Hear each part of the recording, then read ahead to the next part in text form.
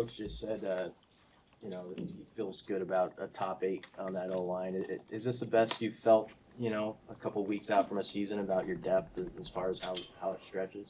I mean, as an offensive line coach, you're always, preparing for the worst, right? So, but I think going into a training camp, the whole overall unit has been the best since we've been here. And, I was talking to Coach Cooley, my assistant, the other day, and, we haven't seen too many units that we've been around that's been this deep from, the top group to the last guy on the roster. So, we're excited to be able to, go to work with them every day and just keep focusing on improving and, just playing to our standard.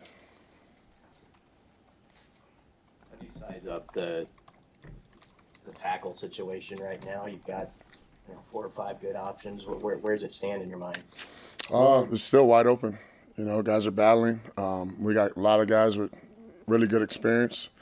Gunner shows up, Turner's back, Teddy's back. You got Tyler Kanak over there, right?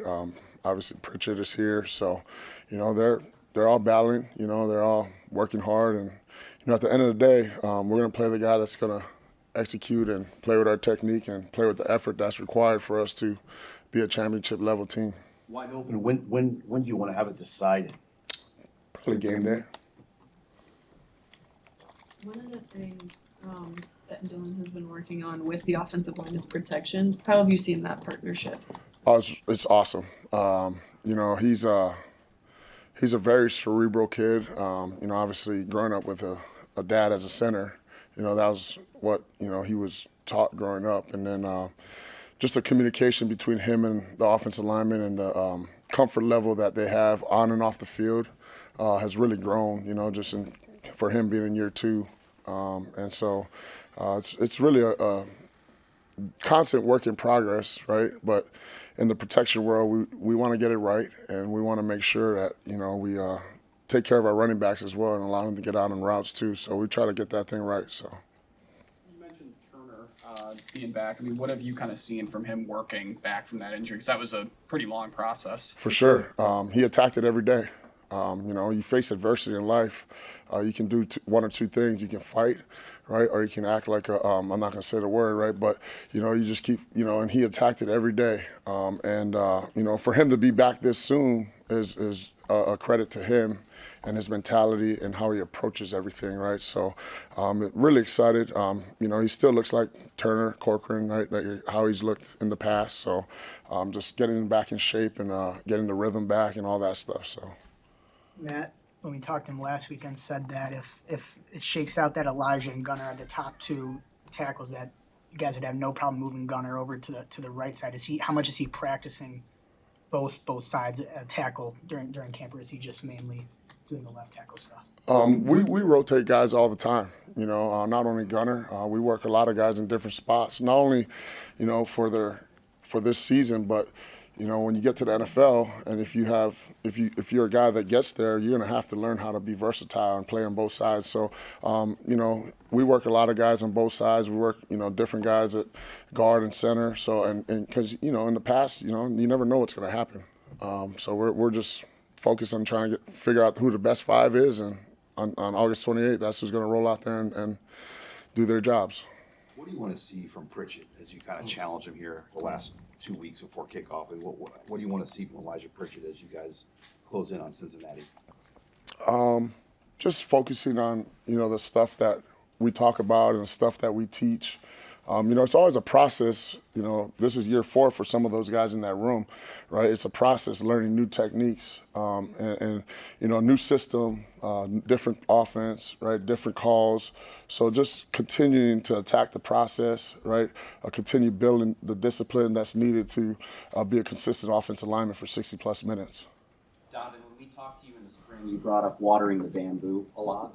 Can you explain a little bit more on what that means to you and how it applies to your room? The whole thing about the bamboo, right? You talk about watering the bamboo, you water it every day. It takes about 3 years for it to hit the surface, right? But under the surface is building that foundation, and the roots are stretching out, right? And after your 3rd year, that thing shoots up about 60 feet in 2 weeks or something like that. So, it's for everybody, right? Not just the older guys, the younger guys. I think that's, and we're taking, along with that, we're taking that white belt mentality, whereas even though you might be a black belt in something, right, a martial arts kind of term, right, you always take, like, you go back to like you're a beginner and keep focusing on the process. And, it's all repetition, repetition, right? You think about Navy SEALs, right? They go to war and, they're fighting for their lives. They're fighting for our lives, right? And, it takes repetition for them to be in that chaos and just focus on their training. And so same thing for us, right? We're not getting shot at and those things, but, right, it's the repetitions that you put in, and then when you go out to play against a defense in practice or different teams, right, you just fall back to your training, and that's what we're focused on.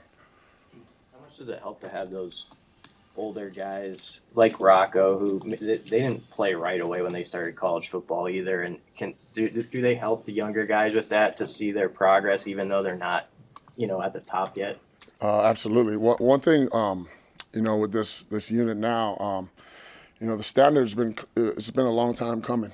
Thinking back to when we first got here, I always thought of Nebraska offensive lines were those dominant units that, take over games, and in the fourth quarter, like, the defense is so beat up that they can't stop you, right? So I give credit to a lot of guys along the way that's upheld that standard every day in that room. From the first day we got here, I think of guys like Trent Hickson, Ethan Piper, Joey Mancino. You got Turner Corcoran, you got Teddy Prohaska, Henry Lutovsky, Justin Evans, right? You got all these guys that have been here since we first got here, and now the room is healthy, right? You see guys like Rocco in meetings turning around to Gibby and like, hey, and Gibby's on the film, right? You see Justin taking Jake and Sam under his wing, and kind of they all work together, right?